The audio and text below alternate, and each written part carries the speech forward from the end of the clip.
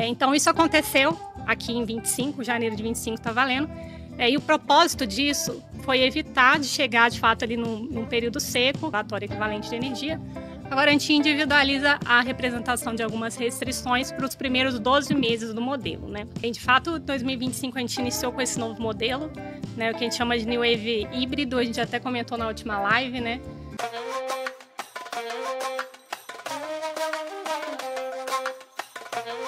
A gente está quase se aproximando aí do final do período úmido, do final do verão.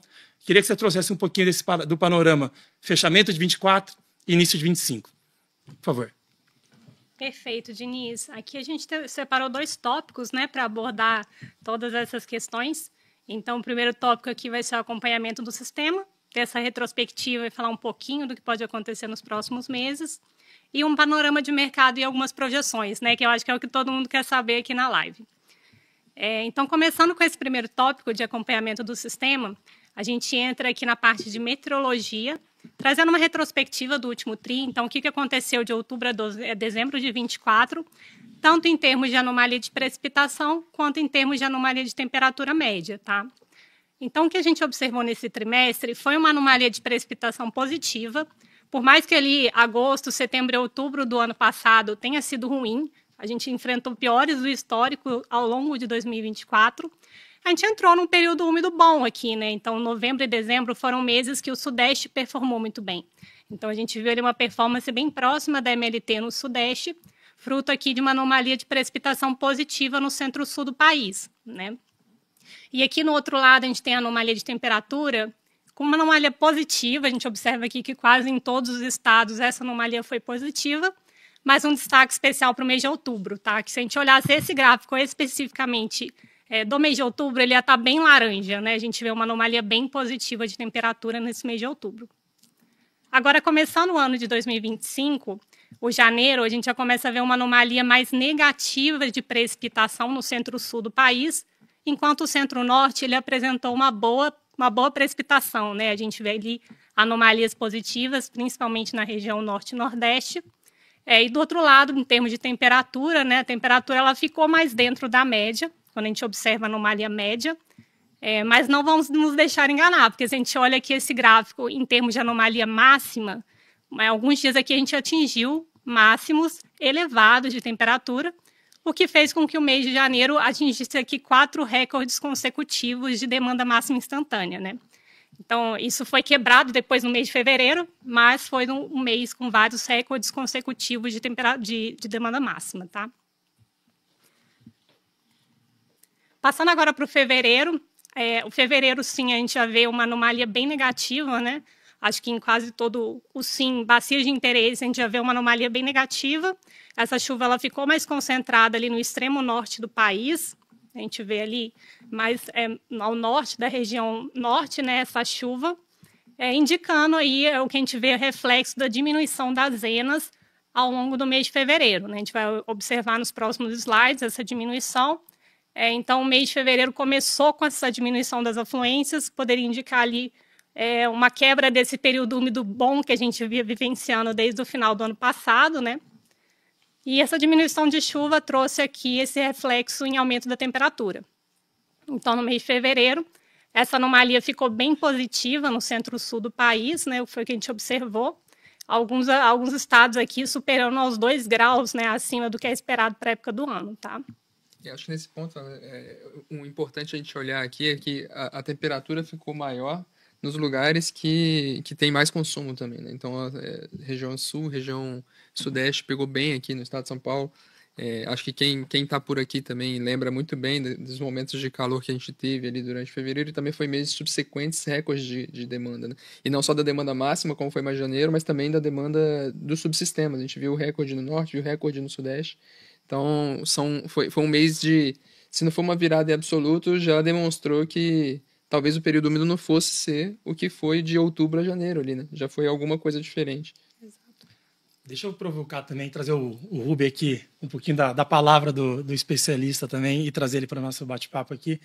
O Rubi, a gente a Valesca mostrou aqui, né, a previsão de anomalia e temperatura até para maio. A gente consegue expandir isso por mais meses? Eu queria que você comentasse um pouco de tendência de... Temos alguma tendência de Laninha, El Ninho, neutralidade, temperatura de oceano? Um minutinho, você consegue resumir um pouco disso daí, por favor? Eu faço aqui um belo resumo para a gente conseguir ter um norte aqui do que pode acontecer, tá? Acho que 2 pontos importantes aqui que a Valesca trouxe para a gente, né, sobre chuvas no janeiro e no fevereiro também, é que elas foram moduladas por sistemas, né, de menor escala. Então, a gente não tem, nesse momento, uma atuação de um fenômeno de grande escala, como um El Niño, oscilação sul, que é capaz de modular a precipitação. Então, a gente está muito dependente de sistemas de menor escala, como aconteceu em janeiro, né, uma zona de convergência que atuou ali e trouxe precipitação abundante, e depois no fevereiro, por outro lado, um sistema de bloqueio ali, uma alta pressão que atuou sobre o continente, prejudicando as chuvas e com isso também diminuindo fortemente as afluências, tá? Daqui para frente, a gente continua sem um fenômeno de grande escala com capacidade de modular essa precipitação, e é por isso que a gente tem visto, então, sistemas transientes um pouco mais enfraquecidos e até se deslocando sobre o oceano de forma mais rápida. Isso por conta de um aquecimento no Oceano Atlântico que tem atraído muito mais os sistemas atmosféricos transientes que causam precipitação sobre boa parte do sul e sudeste. A gente deve continuar assim para os próximos meses, tá? A gente tem um sinal de precipitação abaixo da média e, por isso, também prejuízo nas afluências, né? A gente tem até alguns sistemas que vão avançar, mas com uma precipitação ainda muito aquém. Detalhe, hoje a gente inicia o outono. Então, a gente começa a ter uma precipitação cada vez menor já sobre o sudeste, né? E aí a gente deve, então, ter condições aí de precipitação muito abaixo da média, ou até pouco abaixo da média, e afluências muito ruins, ainda que para esse período, para o abril, maio e junho. Por enquanto, o prognóstico que a gente tem é esse, e a gente vai ver os desdobramentos daqui para frente que isso podem trazer para o nosso mercado. Perfeito. Esse prognóstico de março abriu exatamente isso, né? Os modelos não estão indicando precipitação nas bacias de interesse, já é um período de transição para o período seco, mas só fazer um gancho com isso também em termos de temperatura, o que a gente pode esperar.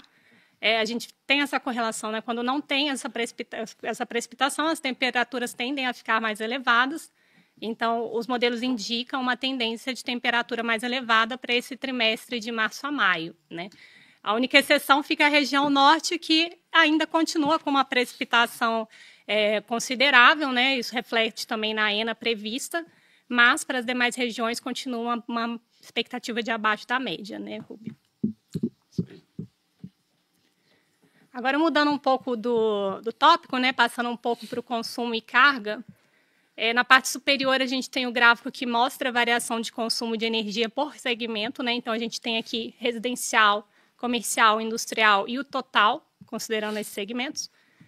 O que a gente observou no último trimestre, pelo menos aqui do lado da indústria, elas vêm com percentuais acima do mesmo período do ano anterior, a gente vem observando isso desde o início do ano, e em termos de residencial e comercial, esses segmentos eles foram bem puxados por temperatura ao longo do ano passado, né? Então, principalmente ali setembro, outubro, a gente vê esse aumento no consumo residencial e comercial muito puxado por temperatura, enquanto a indústria ela segue ali entre os 2,5%, 3% a 4% de crescimento. E o que acontece foi, em novembro a gente teve esse consumo total ali puxado por todos esses segmentos, né? Já em novembro, o segmento residencial, com essa queda de temperatura, ele diminuiu, o que era observado em relação ao ano anterior. Assim como o comercial também teve uma redução, então quem continuou segurando esse aumento de consumo foi a indústria. Em dezembro, o que a gente observou foi um consumo total até se retraindo em relação ao ano anterior, né? Quem puxou somente foi a indústria, enquanto os outros segmentos tiveram um consumo abaixo, né?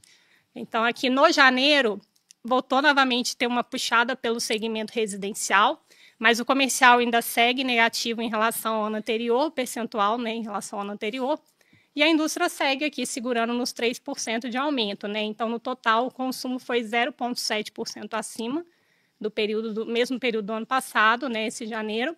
É muito puxado aqui pela indústria, e a gente coloca um destaque para o segmento automotivo e metalúrgico, que subiram, né, essa carga em 3%, tá bem? Acho que um comentário aqui vendo um pouquinho do prognóstico, né? A indústria, ela tem sofrido menos oscilações, né? Dá para ver ali pelo gráfico, menos oscilações, um pouquinho menos no último mês do que tem de dado ali, mas nada muito distante do que a gente viu no histórico, dá para ver aqui pelo gráfico, né? O residencial e o comercial muito responsivo à temperatura, então acho que é um ponto de atenção, porque a gente está vendo baixa precipitação do março em diante agora, né? E com elevação de temperatura, estava tendo na sua fala anterior, então é um ponto a gente prestar atenção aqui em como vai ser o consumo do abril em diante. Assim, a gente não tem esses dados abertos ainda pela EPE no fevereiro e março, mas tudo indica que com a temperatura que a gente observou no fevereiro, que a gente vai ter um crescimento importante ali, puxado também não só pela indústria. Né? Então, essa correlação ela é bem forte, ficou bem clara nos últimos anos e fica cada vez mais fazendo parte aí da dinâmica de consumo e formação de preço. Né? A temperatura, por óbvio, sempre foi uma variável mega importante, mas essa puxada que o residencial e o comercial deram no último ano alavancaram a importância desses segmentos para o consumo total. Assim. Perfeito. Possivelmente em fevereiro a gente vai ver mesmo um aumento aqui dessas duas classes, né? E isso até refletido no gráfico de baixo, aqui a gente mudando o que é carga de energia no centro de gravidade do SIM. A gente observa um crescimento elevado, frente ao que foi observado no ano passado. Então, a curva em azul é o que a gente tem realizado até então e projeção do PMO de março para os próximos meses. E a curva em lilás é o mesmo período do ano passado, né? Então, janeiro ele já teve um aumento aí de 4,4% frente ao ano passado. Fevereiro, muito por conta de temperatura e também de questões de feriado, né? A gente teve aqui quase 7% acima o consumo. E lembrando que foi no fevereiro que a gente teve esse recorde de demanda máxima instantânea, 105,5 gigas, mais ou menos, por volta das 2h50 da tarde. E a expectativa é de continuar um crescimento até que considerável, né, ao longo dos próximos meses em relação ao último ano. Quando a gente observa a carga acumulada de janeiro a março, a gente está falando de 4 gigas acima do mesmo período do ano passado e 5%, né? E a carga anual, a estimativa é um crescimento de quase 4% também. A gente está falando de 3,7%, tá? Então, é um crescimento acima do PIB esperado. Bem.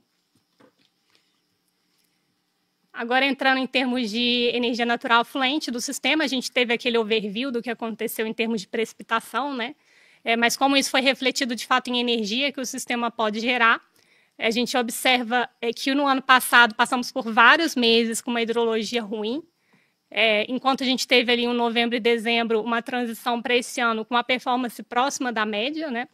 O que acontece é que agora, em março, até reflexo da recessão das chuvas que a gente observou em fevereiro, essa perspectiva está ruim, né? Então, aqui para março, a gente teria um SIM segundo pior do histórico, com 61% da MLT, e a projeção ainda continua ruim para os próximos, pelo menos, 3 meses, né?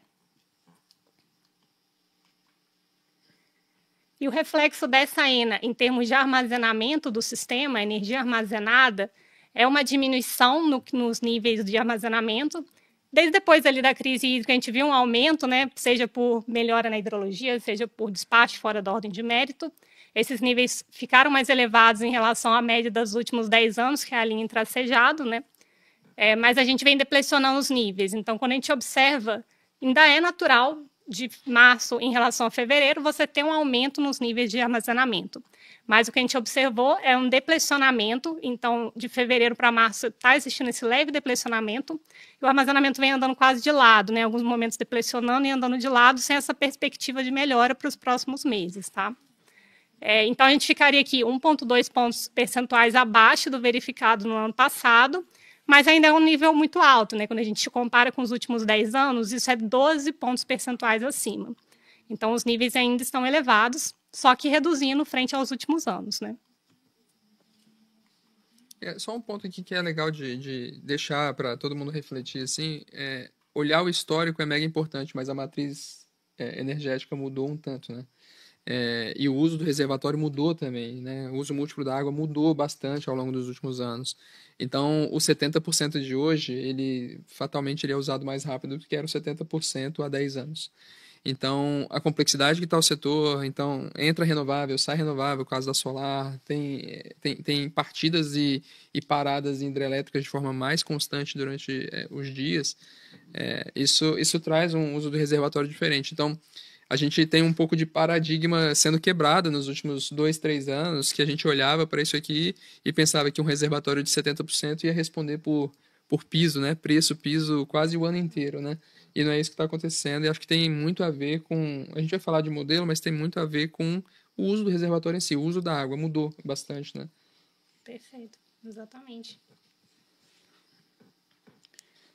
Agora, falando um pouquinho de como está a oferta no sistema interligado, né? A gente tem a evolução da potência instalada aqui do gráfico da esquerda. Isso é baseado no PMO de março, então a gente trouxe um histórico e o que é a projeção do ONS, né, ali que a gente tem no PMO.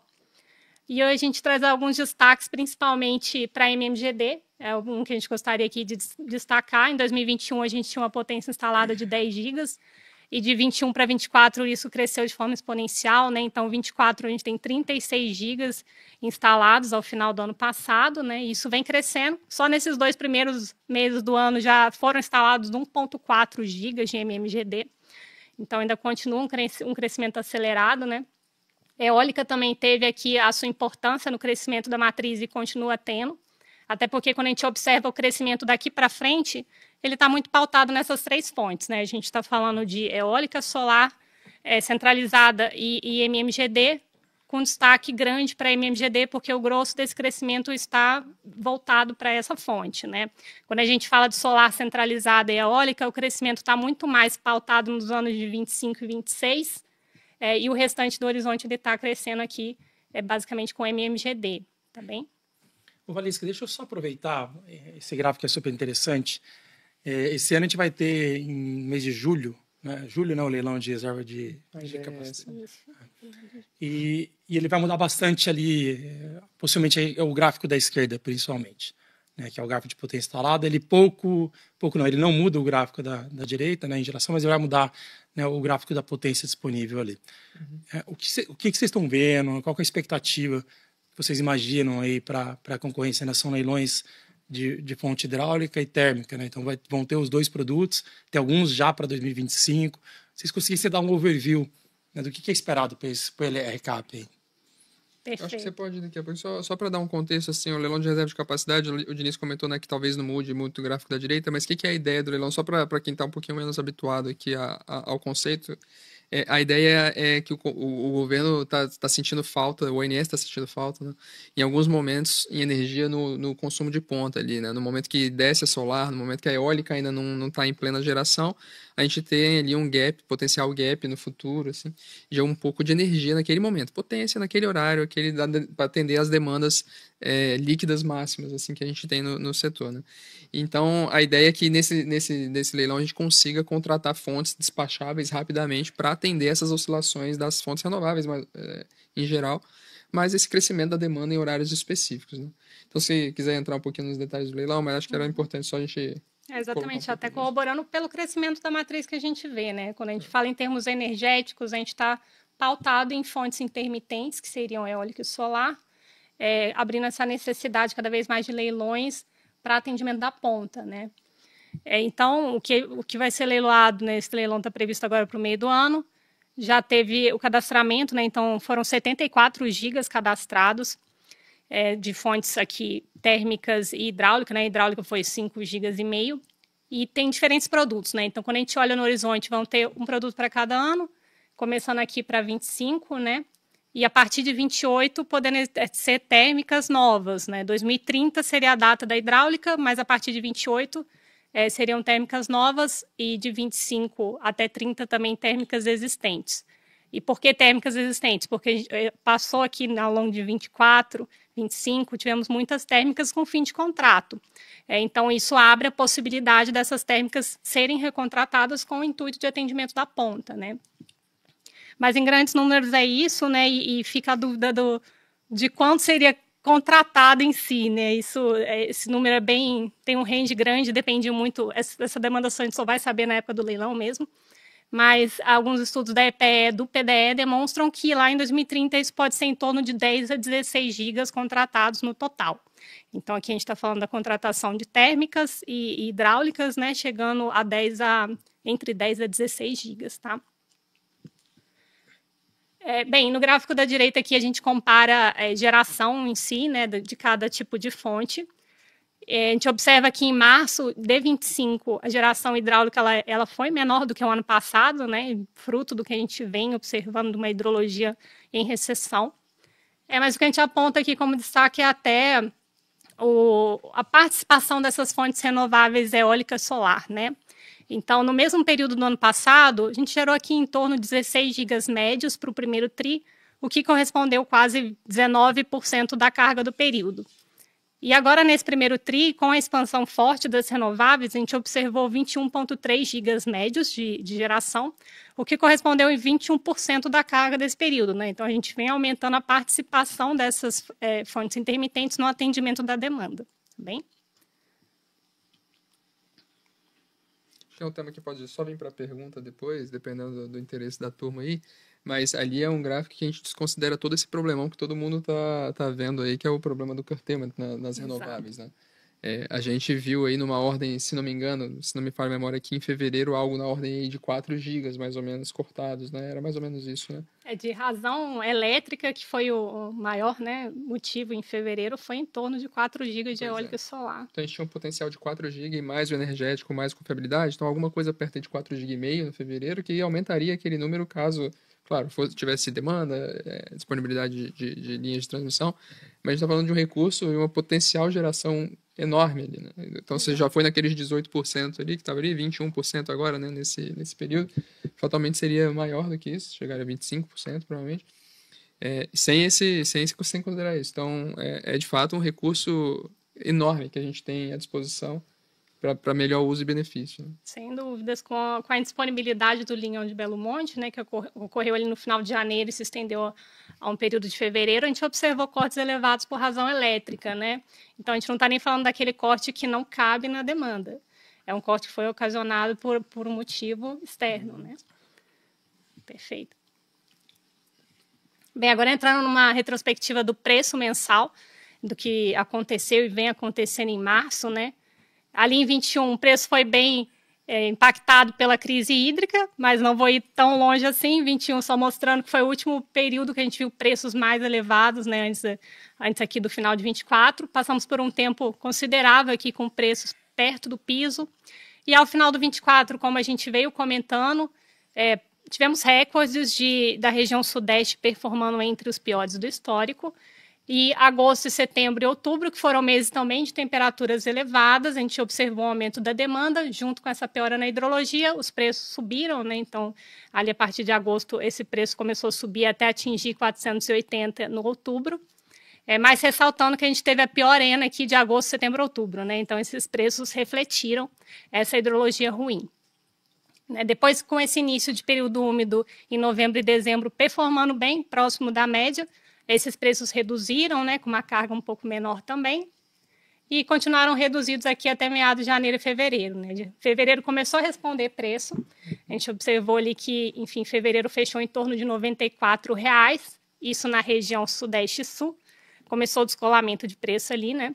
E em março a gente está agora, enfim, isso aqui era uma projeção, está até mais alta agora, né? Estava R$ 317,00, também com descolamento entre os submercados, tá? O Valesca, deixa eu só aproveitar também.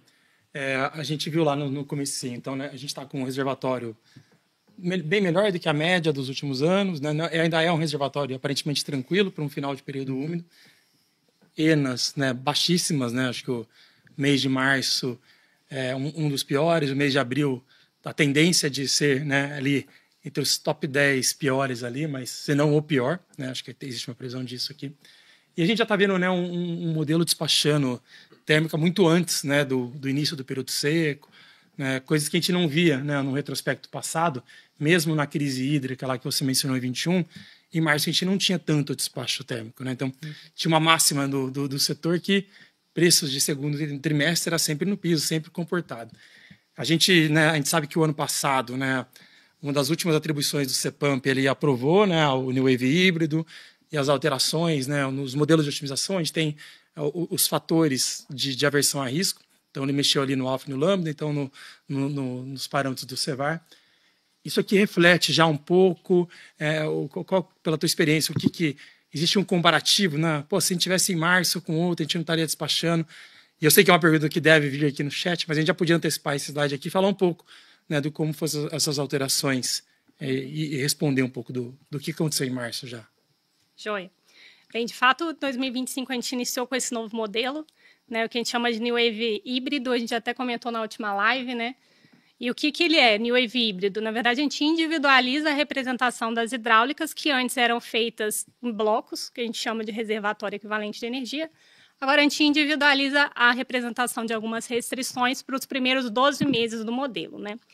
E quando foi proposta essa alteração, observou-se a necessidade de uma versão a risco mais criteriosa, né? Então, antes, o modelo ele trabalhava aqui com CEVAR, par de CEVAR, que a gente chama, né, de 25 e 35. O que significa isso, né? Ele olha para as 25 piores séries do modelo em termos de hidrologia e dá um peso adicional para elas de 35%. E houve a necessidade de atualizar isso para parâmetros um pouco mais avessos, né? Então, esse 25% passou para 15%, ou seja, ele está olhando as 15 piores séries, e aumentou o peso dados a ela para 40%. Então, isso aconteceu aqui em 25, janeiro de 25 está valendo, e o propósito disso foi evitar de chegar, de fato, ali num período seco, deplecionando muitos níveis e ter que despachar, não despachar antecipadamente essa térmica e, às vezes, até despachar térmicas mais caras, né? Então, quando foi feita essa calibragem do modelo, a CEPAMP olhou tanto em termos de despacho térmico, evitar ter um fora-mérito, tudo que foi fora-mérito, tentar colocar isso para dentro do modelo, né, para não onerar o consumidor, e redução de encargo. Então, isso foi o objetivo quando se analisou o modelo e a versão a risco. E o objetivo dele é tentar antecipar esse despacho térmico em momentos adversos, né? De fato, ele vem observando isso, porque como a gente comentou, a gente está passando por um momento adverso de hidrologia. Começou ali a refletir no meio de fevereiro em diante. Em março, a gente está falando dos piores do histórico, a gente está falando de uma carga elevada. Então, o modelo vem refletindo essa necessidade de um despacho térmico antecipado, né? Para evitar de chegar no período seco e despachar térmicas bem mais caras, ou até mesmo antes disso, ter que ter um despacho fora da ordem de mérito. Tá bem? A gente sabe que tem no mercado uma discussão, né, de foi de mais, foi de menos em relação a apertar o parâmetro. Isso acho que vai ser respondido com o tempo e estudos que vão vir, assim. Mas o fato é que para o que foi a ideia ali da CEPAMP e tudo mais, a gente não está vendo o despacho fora do mérito, assim, exceto um momento muito específico de restrição elétrica que aconteceu, mas a gente não está vendo. Então, pode-se discutir se está sendo melhor, de fato, o uso ali, se está salvando o reservatório suficiente para aquele preço, aquele custo que está sendo associado ao PLD especificamente, mas o fato é que a gente viu uma redução drástica de despacho fora da ordem de mérito, que parece ser a visão do ANS nesse momento também. Então, esse modelo trouxe isso. Ele é polêmico em algum nível, mas ele trouxe uma mudança importante para a formação de preço. Assim, acho que todo mundo que tem energia como qualquer fator de decisão, e todo mundo que tem, é de se prestar atenção, e é uma nova dinâmica, de fato.